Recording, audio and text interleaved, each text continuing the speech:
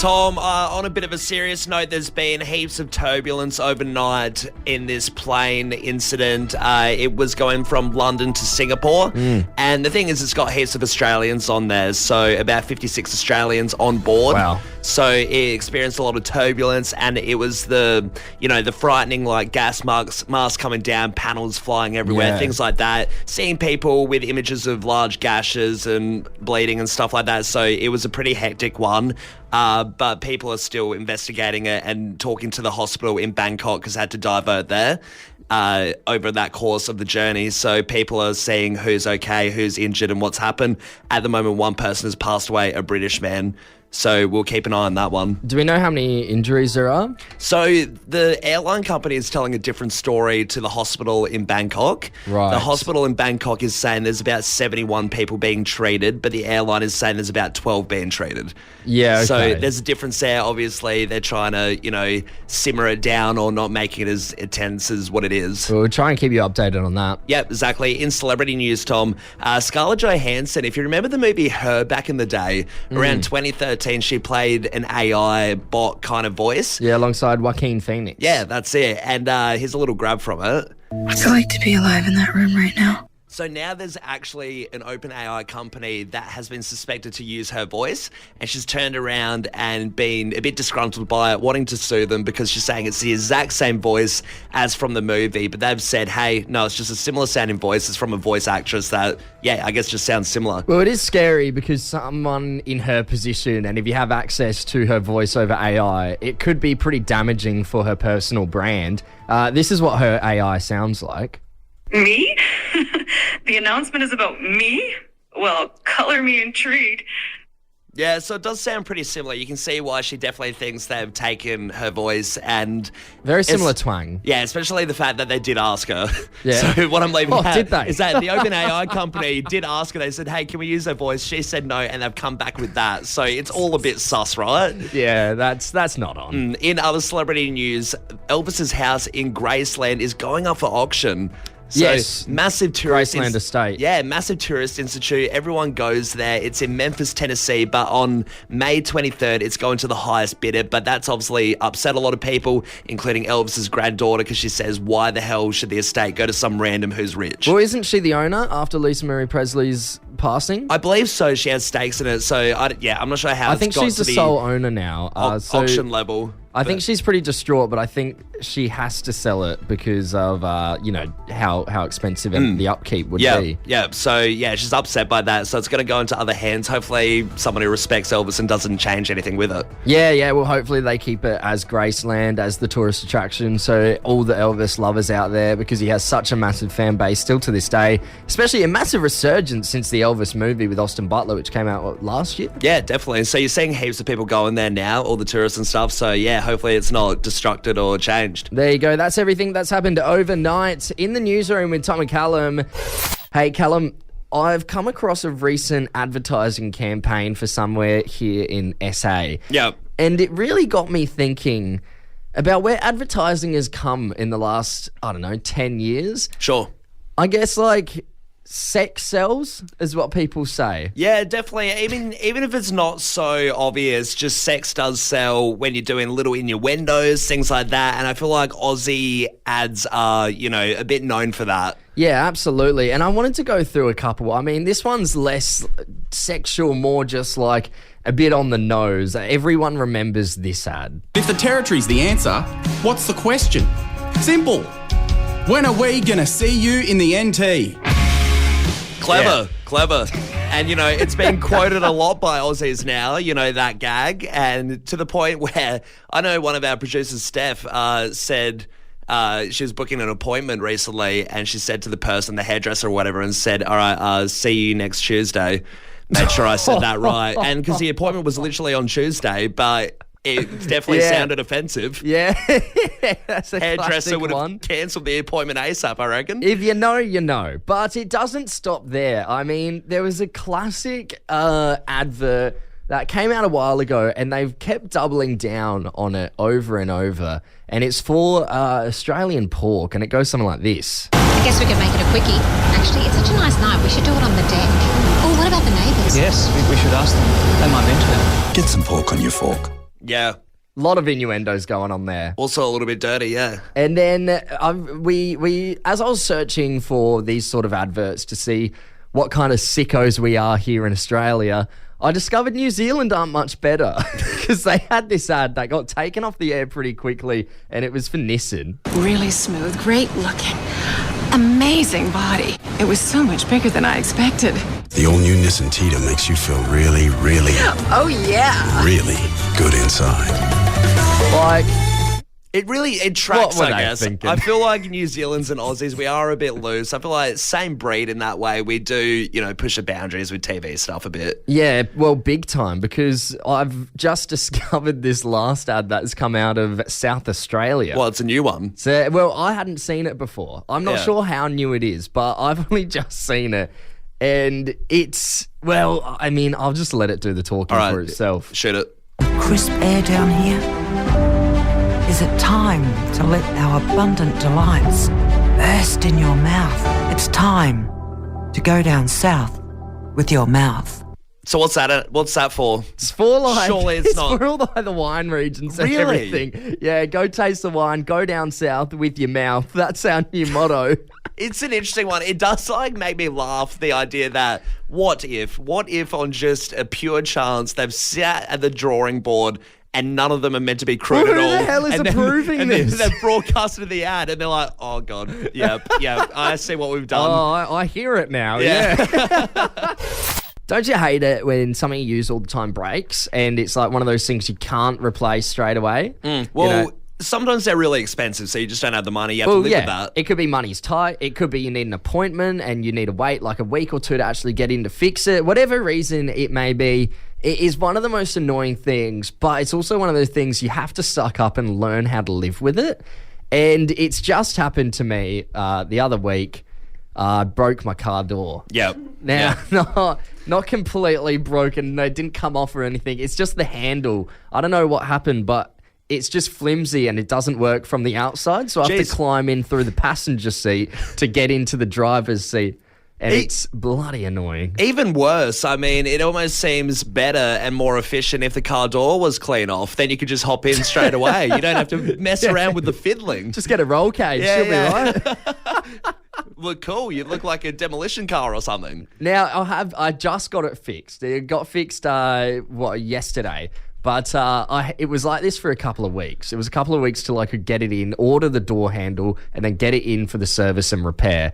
And it just was something that I ended up getting so used to that now, even though it's fixed, I'm still getting in through the passenger seat, not thinking. I've gotten so used to it. I'm quitting my job in radio. I'm becoming a contortionist. I'm going to be a traveling freak fitting into small boxes now. I'm that limber. But I do want to open up the phone lines, Callum. What did you have to live with? We've got our producer, Steph, back in the studio with us. Steph, you have yours is also car, isn't it? It's car related, yeah. So I have like a fairly new car. It's like a 2014 Hyundai. So it's decent. Must be nice. Well, it's not actually. It's not, and I'll tell you why. So my sound went about a month ago, Right. and like I can't. It's not the radio. It's also I think it's the whole stereo system. So like no sound is coming out. I can't do my Bluetooth. I can't do an aux cord. It's just silence. Right. Yeah. Yeah. So for like 2 weeks, I just committed to the bit. I was driving around with no sound, and then I acquired myself a speaker. So now I just put my speaker in the middle of my car, connects my Bluetooth, and I just use a portable speaker. How would you go for the time you're driving around silently? Because I don't see you're quite a loud girl. I'm a loud girly. I'm a music girly too. So Yeah. like, it was torture. Sometimes, although I probably shouldn't say this, I would like put it through my phone and then just put it upside down in my little like what's the thing The on console? the side? The little where your hand rests. The hand Yeah. rests. The Oh, door right. handle. Yeah. Yeah, that old chestnut. That old chestnut, yeah. But it doesn't have the same boomy surround, so it's quite dull. I see you fitting out your car with heaps of UE booms before you fix the speaker system. You're like, I'll ride with this. This It's is a good. JBL, no plug though. Yeah, yeah. I think a classic one as well is broken phones. I mean, phone screens, cracked phone screens, they're annoying to repair. They can be quite expensive. I feel like you went a year with a broken phone. Yeah, I went a long time where it was pretty much cracked and you're seeing all the weird colours everywhere. It can't type. It would type automatic messages to people and stuff like that. So, big one to live with. Absolute worst. Now, let's go to Bianca in Glenside. Bianca, good morning. What did you have to live with? Good morning. You just reminded me that I actually had a similar story with my car. Yeah, what happened? So actually the door handle broke, but because all the door handles were on the same electrical system, they just all broke at the same time. Oh, Wow. no. Okay, so this is technology just going wrong. I mean, a new Oh, car, this you wouldn't was expect many that. years ago. Right. Yeah, no, it was many years ago. So what I actually had to, and it was like my car needed to have an exorcism performed on it because she was be driving it sometimes, and all the door handles would just start going in and out at the same time.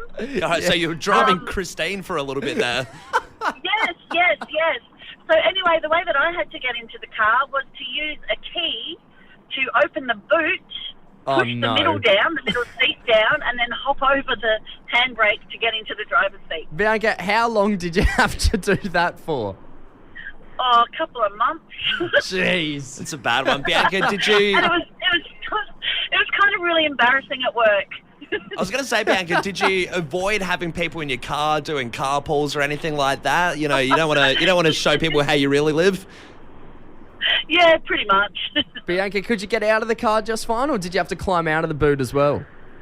No, I had to climb out of the boot as well. Bianca, thanks so much for getting involved. That's a rough trial, a couple of months of that. Especially when people were looking out at that window at work. Yeah. What is Bianca What doing? The hell is she doing down there? We got Chris from Aldinga. Chris, what are you living with? How you going now? I've got another car story as well. Oh, yeah? What happened? For about 2 years now, I've had absolutely no speedo or petrol gauge. Right. Okay. Chris, so you just go on a whim or... Why haven't you gotten that fixed? Well, I don't know. It's an electrical problem, and it's a Japanese car, so it's a little bit tricky for any Nissan dealer to deal with. But, it's a bit of a task like this morning, so I'm still living with it. Right. I started my car, and if it cranks over like 3 or 4 times, I know that I'm about to run out of petrol. I was going to ask, Chris, so it's literally based on noise and vibration that you're like, hey, maybe I'm going to run short soon. You're like a bat using echolocation for your car. Pretty much. I have to put like a petrol can in my car when that happens because I'll know I'm probably going to run into trouble. Yeah, just emergency protocol there. How are you going with the speedo as well, though, Chris? Are you just trying to match other people's speed on the roads? That seems a little dangerous. So it is a bit tricky, yeah. So, I mean, luckily I just drive locally, which is good, but I generally just have to just keep with other people's speed. Otherwise, it's, but then again, like, you've got the noise of the car. I've still got my tachometer. Oh, okay, yeah. Yeah. I guess if you're looking into other cars, if you're next to an old grandma, you're like, well, I must be going slow. You can do a gauge. You can do a gauge of who's driving the car. Coming from the bloke who doesn't drive. Hey, let's wrap things up here. Daniel in Craigmore, what did you have to live with? My back brakes have just decided to go. Really? So Back I'm brakes? living that. Yeah, Daniel, that's a bit dangerous. Now, while I'm on the phone as well, my service light's just popped up. Oh, it's all happening this morning. No. Daniel, what are you using to brake? Are you driving a manual? Are you slowing down with gears, or are you using the handbrake? Yeah, using the gears. Yeah, Daniel's throwing out a bed so the automatic sheet. transmission. It's only a FEMA, it's all right. Wow, okay. So when are you going to get that fixed? How long are you planning on living with this? Well, I've got the parts there. It's just a matter of getting to it. Yeah. Probably should. Well, Daniel, I'd recommend you get to it, mate.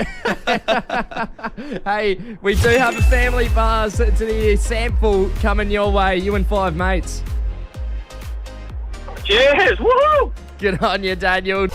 Tom, there's a really interesting fact about the history of Fresh that we get reminded of quite a bit, especially at Fresh events when the Fresh fam come, the listeners are there, and they tell us this one fact in particular. Yes, it is a very interesting fact, and I'm sure we'll hear it as well at the 26th birthday happening June 8th at Lion Arts Factory. You can get your tickets now at moshtix.com.au.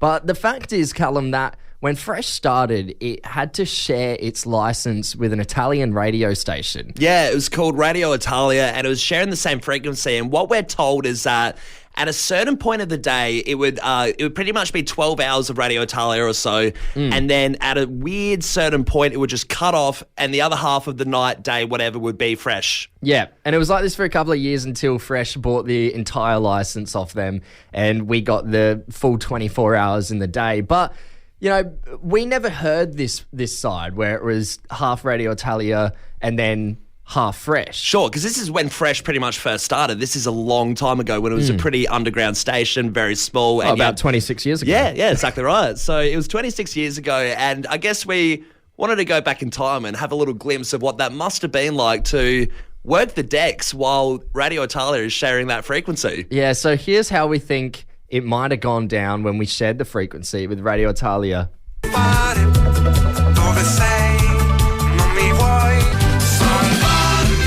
That was Max Gaze with his latest track, Una Musica Può Fare. You're listening to Tommaso on Camanucci, Radio Italia by Marco's Gelato. Best gelato range of delicious flavors. Tommaso, you know my mama. Si, Mama Vicky, she raised me like her own son. So I play a joke on her the other day. She says, Camanucci, you know be going to church. Camanucci, you know drink your coffee. Compa. Camanucci, you have no girlfriend. Camanucci, you know be eating. You skinny like cat, Camanucci. You know what I tell her? Let me guess, you tell her you're dating a girl that's no Italiano. No, that's crazy. That's too far. That's okay, too far. okay, compadre, okay. I tell her, I am a vegetarian now, mama. Vegetarian. Oh, no. Preview. You're listening to Fresh in 3, 2, 1. Yes. What a glimpse into the past. And now we're back to Fresh. Let us know on the text line. Is that sort of how it went down? Yeah, was it pretty accurate to, the historical records of Fresh and Radio Italia? We'd love to know. Adelaide, let's wind back the clock. The new quiz with a bit of a spin.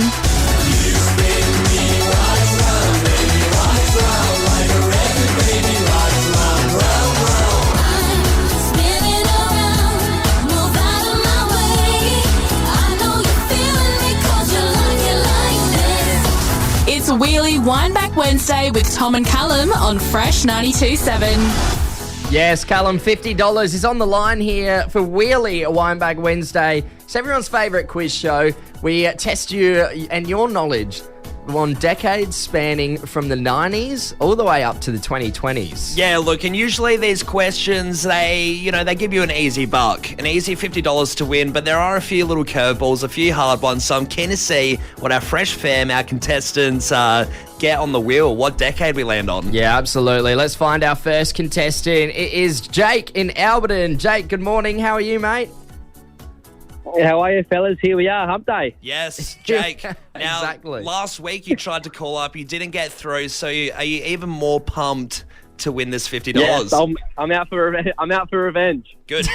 I like the blood in your mouth. You're hungry for that $50. Hey, Jake, what kind of decade would you be hoping it lands on?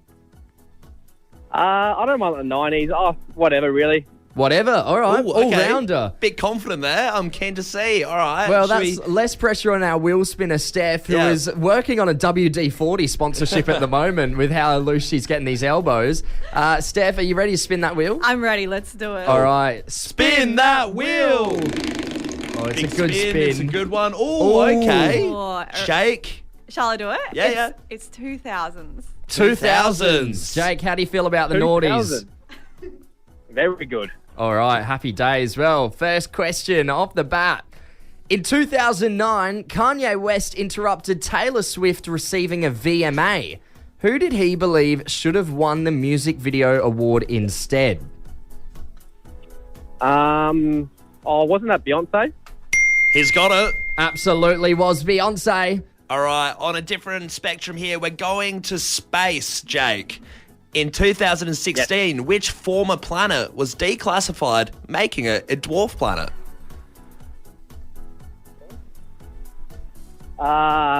Pluto? Once again, He's Jake, done it again. You're one off from that $50. What would you spend the $50 on, My knees Jake? are shaking. Well, I'm working out bush at the moment, so maybe some lunch. Oh, yeah. Happy days. Well, Jake, you just need to answer one more question correctly, and it is all yours. And you have gotten your sweet, sweet revenge you were after. The third and final question. In 2007, Apple released a game-changing product, the first of its kind. What was the product? It could be this thing that I'm holding right now, an iPhone.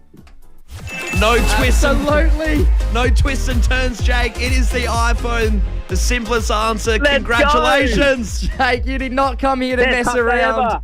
3 for 3. Congratulations, mate. $50 coming your way. Thanks for playing. It's Wheelie Windback How Wednesday. good. Cheers, Jake. Let's go. Thank you so much.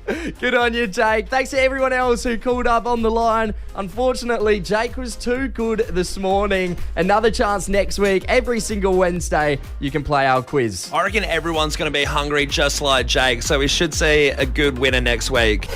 Callum, I think we're in the wrong line of work. Right, okay. Yeah, Change it up. Yeah, there's a certain ritual amongst pilots that, on paper it seems a bit bizarre, but I think it'll catch the ears of a lot of people, and it is spanking. So are you saying that's why we should go into this industry? Are you saying we're going to enjoy a spank, or? I mean, I don't want to speak for you. Go on. What's the intrigue of the spanking? Why are they doing this? So, well, it's an unusual tradition that is said to take place in Colombia, but it has also sparked conversation on Reddit threads of people all across the world having similar familiar experiences with the spanking. So basically, what happens is if you're a newly qualified pilot, you get spanked with a wooden paddle. Right. In Colombia, they use a big wooden paddle. It's a paddlin.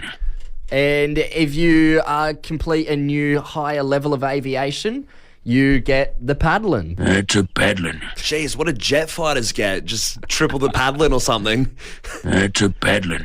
I mean, it's funny that, because you expect this kind of stuff to be in college hazing rituals over in America when you start at a fraternity or something. You don't realise that our beloved airline pilots who are very well educated, responsible pilots of the night sky are getting spanked before they start work. Well, I don't know if they do it here in Australia, but it is a thing in Colombia. They get the wooden paddle. And then another person on Reddit shared their experience of their gliding flight club in Hungary, saying that, yes, the first time you flew alone or obtained a specific aircraft license, you would receive or give a bit of a slap on the bum. Yeah, right. But they would use their bare hands, not a paddle in Hungary. Jeez, so yeah...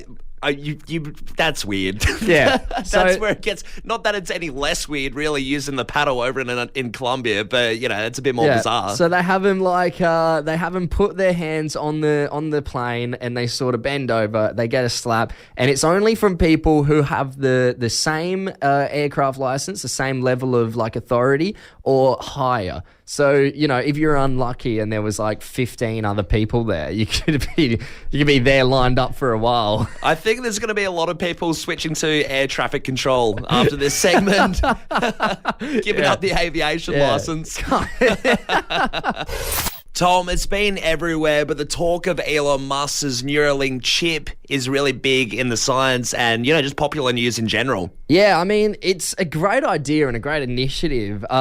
Definitely thought that it would still be quite a few years off from perfecting it, which I think there's still plenty of things that they want to do with it, which they haven't. I think there's heaps, but pretty much it's the size of a coin, goes in your brain, and there was a lot of talk for, just people that would use it for entertainment purposes, just pretty much you could use it to see things in front of you in your vision and, control computers, things like that. But it's pretty awesome because Nolan Arbar is this new guy that's come on the scene because he's about 30 years old.